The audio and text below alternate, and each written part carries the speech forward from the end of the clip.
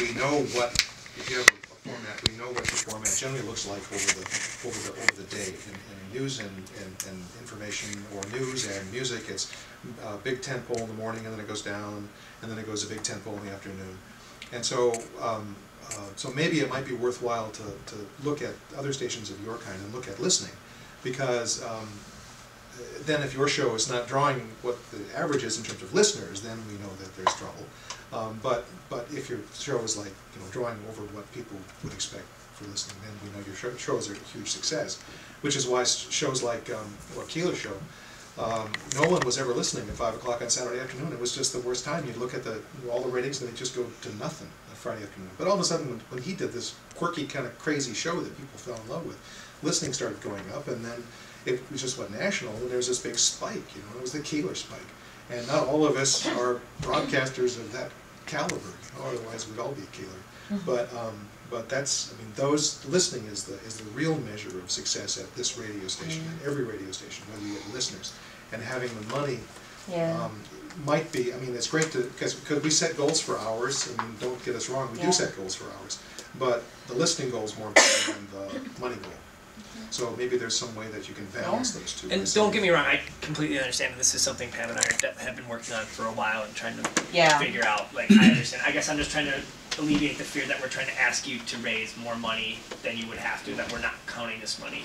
I just want to make sure that, you know, we are working on this. It's something we've been working on for a while and are working to make it happen. One solution I posed a couple of years ago that wasn't really attractive enough to carry forward was, would you just want to know who's still on Auto Club that dedicated it to your show? Would that be a helpful thing? If it's as simple as when you post the tallies publicly, give another column for renewing memberships that are renewing in your particular show's name. That would be nice. It's as simple as that. And we can tell the story on the air, and that we need to raise this number over what's there. 80,000. But it's just a little way to acknowledge, from the programmer's point of view, that we did good in past drives, and that we got these people on board, and they're still with us. So I'm just going to reiterate that I understand it's basically what I just said, which is you want to know who signed up on your show that is still an Auto Club member dedicated to your show. Yeah, we want to get credit for it. And I know the numbers are meaningless compared to the number of dollars we Well, it's not meaningless. I mean, those are the Auto Club members that keep us alive. From the pile of money that the station has to work with, it's a meaningless number, but it would help the programmers a little bit of morale and give transparency. I agree 100%. These people signed up on Crap from the Past and Auto Club, and they're still there.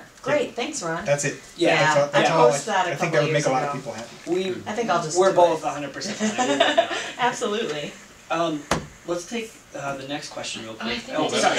Ken, did you have I think you just covered it. Okay. Oh, great. Okay. Robert, did you Thanks, have one? everybody, and thanks, you guys, for weighing in on that. It's an interesting thing for a station. If I am allowed, of course. Question, it has to do about this thing about having a hard sell, things like that, and, you know, maybe like a little bit of extra pressure beyond selling the program, what you do, etc. For instance, in this particular year, maybe by the time we have the issue about the Corporation for Public Broadcasting is going to be resolved. Maybe not. If that's the case in your experience, is it good to make that point, even if it's resolved, to say, you know, something that you take for granted may not be here, even if it's about 10% of the budget of the station that comes from membership? No, CPB. It's CPB? Yeah, it's about 10%. But still, you know, it's something that is, from the email from Janice, it's an amount of money that it would be very hard to get.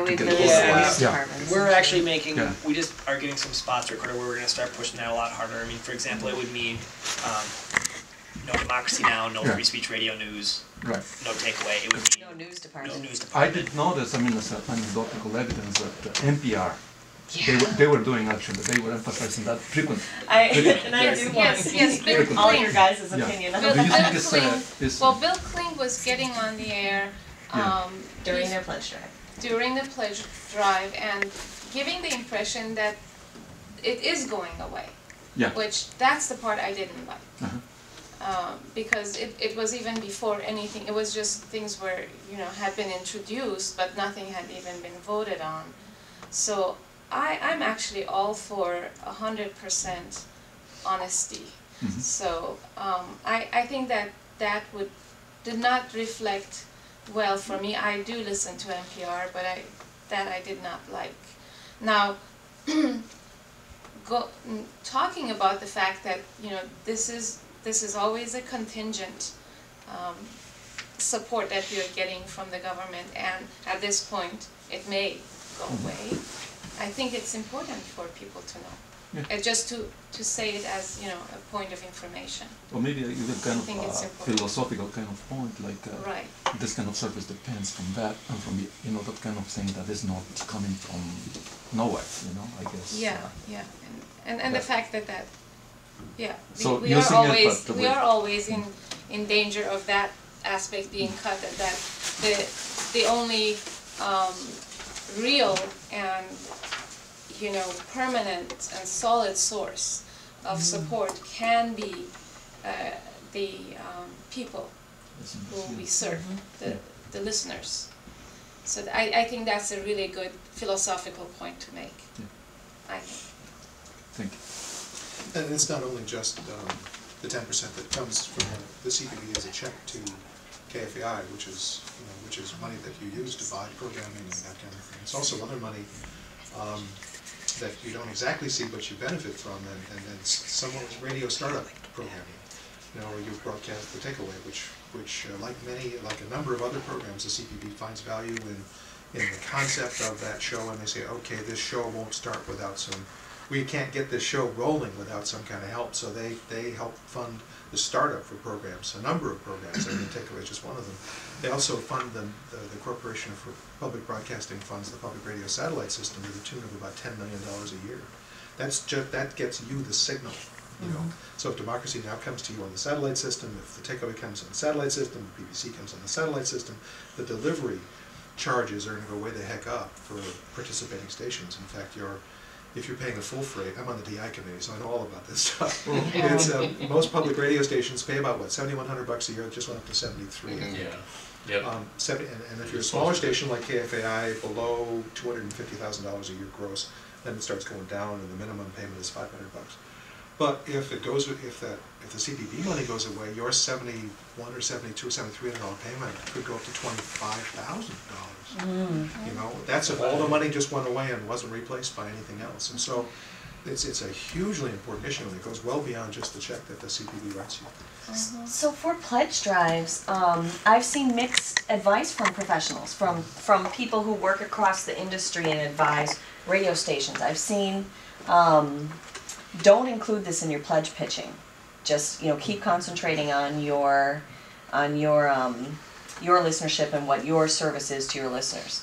So for us, it would be what our shows bring the listeners, and our rap partners would do that because we feel weird doing it about ourselves.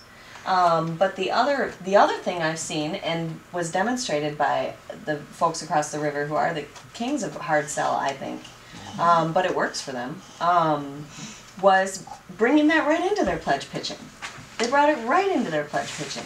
I was on a board that, because I serve at PRI, and there were just three or four of us, like the national networks, were all getting together to talk about this. And DEI was there, and NPR was there, and APM was there. So PRI was, Minnesota Public Radio was there, and we were there.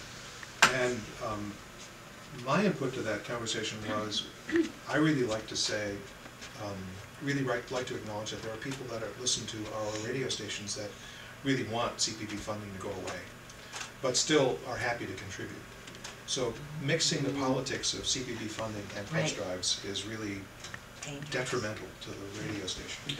I was running the pledge drives for Minnesota Public Radio when Jesse Helms started his deal in 1994, and we talked about it all during the whole pledge drive. But I wrote up physically with Barbara Appleby, who was my boss.